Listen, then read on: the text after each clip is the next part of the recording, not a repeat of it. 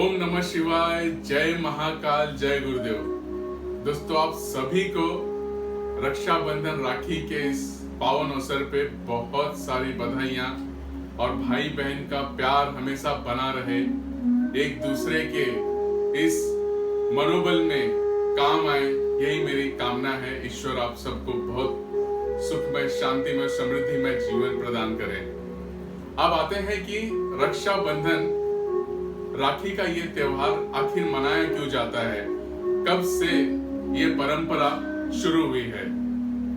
तो मैं बताना चाहूंगा, बहुत ही पूर्व काल की बातें हैं ये, जिसमें बहुत सारी कहानियां हैं, लेकिन मैं दो कहानी बताना चाहूंगा।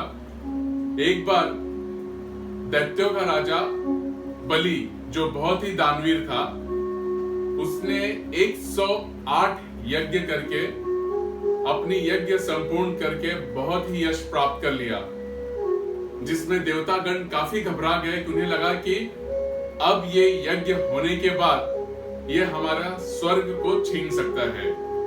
तो सारे देवतागण भगवान विष्णु के पास गए, नतमस्तक होके खड़े हुए और उन्होंने प्रार्थना की कि आप कृपया करके हमें इस समस्या से बचाइए, क्योंकि ये यज्ञ संपूर्ण होने के बाद अब दैत्य राक्षसों का राजा बलि हमारे स्वर्ग को छीन सकता है। तो भगवान विष्णु ने वामन का अवतार लिया और वामन के अवतार में बलि के महल के यहाँ गए। जैसा कि मैंने बताया कि बलि बहुत दानवीर था, तो वामन के अवतार में भगवान विष्णु ने भिक्षा मांगा और बलि वहां कहता है कि मैं वामन देवता, आपको क्या चाहिए? तो वहां विष्णु जी वामन अवतार में बोले कि मुझे 3 पग जमीन दो, और बलि ने बोला ठीक है, दिया। और 3 पग जमीन में भगवान विष्णु, जो कि वामन के अवतार में थे, पहले पग में उन्होंने पृथ्वी पे पैर रखा, दूसरे पैर पे उन्होंने स्वर्ग पे पैर रखा, यानी कि पृथ्वी भी ले ली उन्होंने, स्वर्ग भी ले लिया। और फिर जैसे तीसरा पैर अपना उठाने जा रहे थे, तीसरा पैर, उस समय बलि ने अपना सर झुका दिया कि हे प्रभु, मेरे सर पे पैर रखो।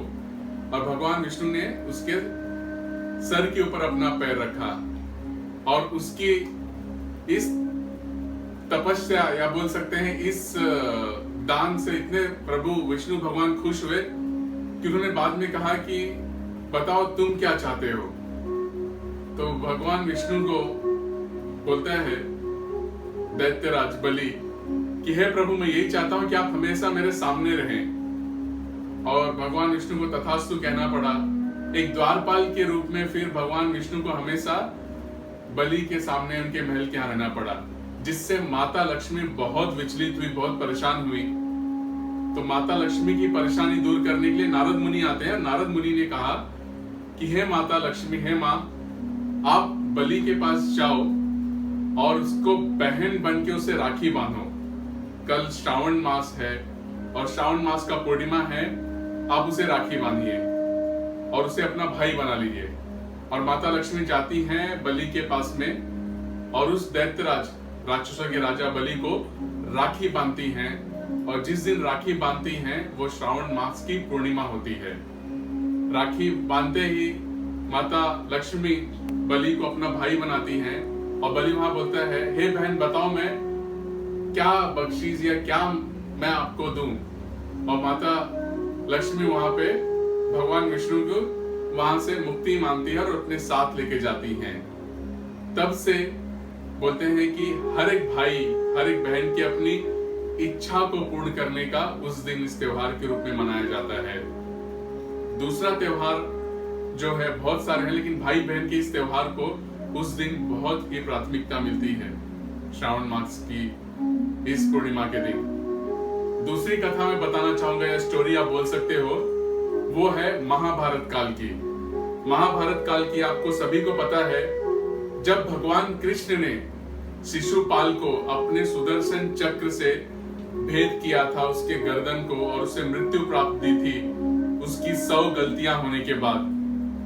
तो जैसे ही सुदर्शन चक्र से उन्होंने उसके गले को काटा था, उस समय उनके कृष्ण भगवान को उंगली में रक्त की प्रवाह होने लगी, उनकी उंगली को छेद और थोड़ी जब रक्त हुआ तो सब चारों तरफ लोग सोचे रहे रक्त, और वहीं पे द्रौपदी खड़ी थी और उन्होंने अपनी साड़ी के पल्लू को फाड़ते हुए उंगली को लपेट दिया एक राखी के रूप में। उस समय वो दिन भी श्रावण मास का पूर्णिमा का दिन था और भाई के रूप में उन्होंने द्रौपदी ने कृष्ण भगवान को वो पल्लू से, अपने साड़ी के पल्लू से उंगली में बांधती हैं।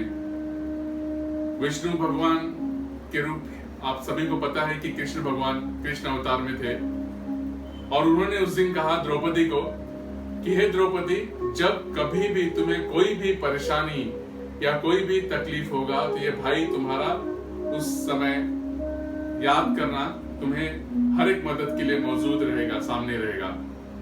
और हम सभी को पता है कि जब युधिष्ठिर द्रौपदी को कौरवों के साथ हार गए थे जुआ में और फिर द्रौपदी का वस्त्र हरण दुर्योधन करवा रहा था, तो उस समय भगवान कृष्ण चीर के रूप में द्रौपदी जी का वस्त्र हरण को बचाते हैं और उस समय सामने आके उस संकट के समय में जब द्रौपदी भगवान कृष्ण को भाई के रूप में याद करती हैं कि मेरी मदद करो, तब भगवान कृष्ण चीर के रूप में प्रकट होते हैं और उस साड़ी के पल्लू को कंटिन्यू एक फ्लो में भेजते रहते हैं और वहां पे दुशासन साड़ी को खींचते खींचते थक जाता है और फिर वहां पे उस तरह से भगवान कृष्ण भगवान द्रौपदी की मदद करते हैं भाई के रूप में। तब से ये परंपरा चली आई है कि श्रावण मास के पूर्णिमा के दिन भाई बहन का ये त्योहार मनाते चले आ रहे हैं, कई पूर्व काल से, महाभारत काल से और आज तक मनाते आ रहे हैं। तो ये यही एक कहानी है जो दर्शाती है हमारी हिंदू संस्कृति की। मैं सिर्फ हिंदू संस्कृति की नहीं बोलूंगा कि इनफैक्ट हर एक जाति धर्म के लोग इस रक्षाबंधन को मनाते हैं। यहाँ इस भाई बहन के पवित्र रिश्ते को, भाई बहन के इस प्यार को, हालांकि 365 दिन सालों साल रहता है, लेकिन ये एक ऐसा दिन होता है जहाँ की वो अपने मन की बातों को अपनी भावनाओं के एक राखी के रूप में प्रकट करते हैं, जहाँ भाई अपनी बहन की रक्षा करने की कस्में और वादे को निभाते हुए हमेशा उसके साथ रहने के लिए दर्शाता है, वही बहन अपनी भाई की लंबी उम्र की कामना करती है। तब से ये रक्षाबंधन का त्योहार मनाया जाता है। तो आपको जरूर इस कहानी को पसंद आया होगा या फिर क्यों मनाया जाता है मैंने बताया। तो आप भी इस रक्षाबंधन के त्योहार, इस पावन त्योहार को मनाइए और अपनी पूरे परिवार के साथ, और कसम खाते हैं यहाँ पे एक बार फिर से और एक संकल्प लेते हैं कि अपनी बहनों को, जो हमारी बहन है, उनकी सुरक्षा के लिए हम हमेशा एक दृढ़ता के साथ मौजूद होंगे, जहां बहन हमारी लंबी उम्र की कामना करती है। Thank you so much for watching मी। मिलते हैं बहुत जल्दी, तब तक के लिए स्वस्थ रहिए, मस्त रहिए, मुस्कुराते रहिए। जय महाकाल, जय गुरुदेव, जय Hind. Happy Rakshabandhan to everyone. Thank you.